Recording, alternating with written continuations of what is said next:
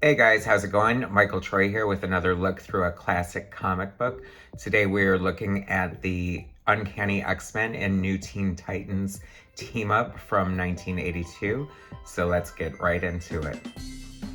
All right, so this was such a big deal back in the day when it came out.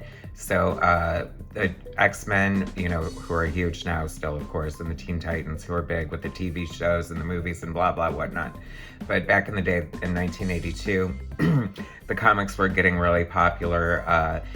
X-Men was super popular thanks mostly to John Byrne and Chris Claremont in their Dark Phoenix storyline. And so Marv Wolfman and George Perez at DC came up with a new version of the Teen Titans, and this is basically sort of a little bit of a friendly rivalry between the two groups because both were super popular at the time. So by the grace of God, somehow they were put into a team up together, a company crossover, which was kind of, it'd be a huge deal today, but it was a big deal back then too.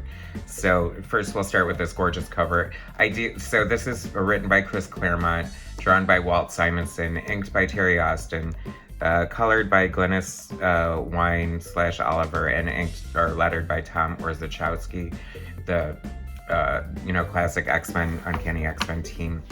Ideally, this would have been drawn by John Byrne, but it is drawn by Walt Simonson, and hey, that's not a bad thing either. So basically, it's the Teen Titans and the X-Men team up against Dark Phoenix and Darkseid. How cool is that? So we got a little action in the danger room here with the X-Men, and so basically this is showing, who the X-Men are. I guess this was produced by Marvel and distributed by DC. The plan was to do a sequel, and the creative team was going to be Marv Wolfman and George Perez, and it was going to be the Brother Blood and the Hellfire Club were going to be the villains. That would have been so cool, but George Perez was a little bitter about the JLA Avengers things not happening, and Shooter was being a jerk. I don't know. And somehow it didn't happen for whatever reason, but it would have been super cool if it did. So the art on this is just freaking amazing. I love Walt Simonson's art. It's so cool to see like a Marvel artist draw DC characters, because he was pretty much a Marvel artist at the time. There's Titan's Tower. At the time, I was like such a George Perez fan that it was weird for me to see someone else draw them. But in retrospect, it's like the coolest thing on the planet. What a great changeling. I love his little heart pajamas. He was always such a perv hitting on Starfire. I mean, I don't think calling someone Balloon Bod would go over so well these days, but that was his nickname for her. Chris Claremont's always good at introducing characters and showing them use their powers, for readers who are unfamiliar with the character. Little Deathstroke appearance there. Slade Wilson, the Terminator. Oh, Jean's parents. It's funny, Phoenix's parents. How much have they been through with their daughter? My goodness. And they're always brought into the fold whenever she's resurrected or brought around again. I'd be like, you know what? Just call me if it's for real this time. I don't want to be faked out again. So very cool to see them interacting. Apparently it took place in a shared universe, unlike Marvel versus DC years later, where they had to come up with a plot thread, how they could exist in each other's world. Such great, was Walt Simonson born to draw Darkseid or what? Very cool. Starfire busting through the X-Mansion and Xavier quickly putting her down with a side blast. Raven's soul self. I was such a huge fan at the time. This was such a big deal to be printed on this thick quality white paper. My goodness.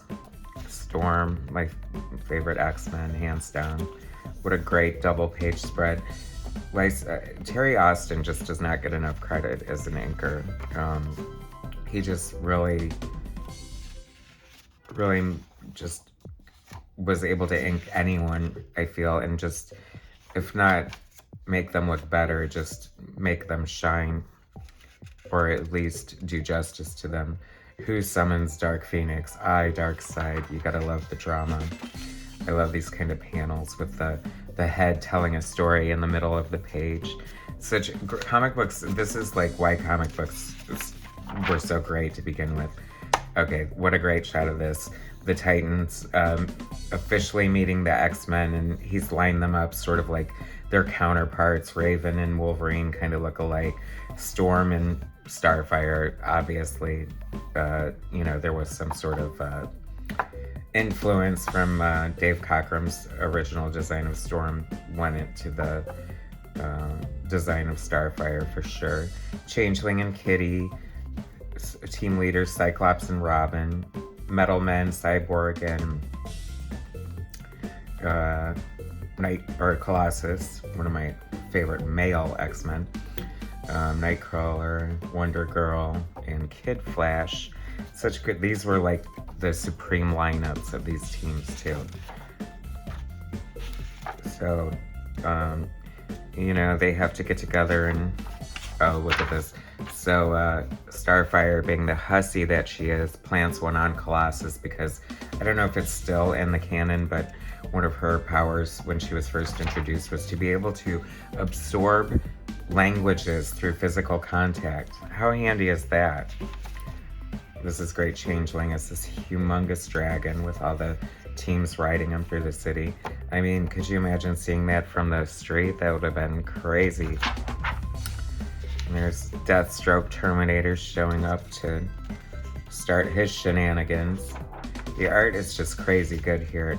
Walt just has such a great, like, action-packed, like, fluid style and great renderings of all these characters.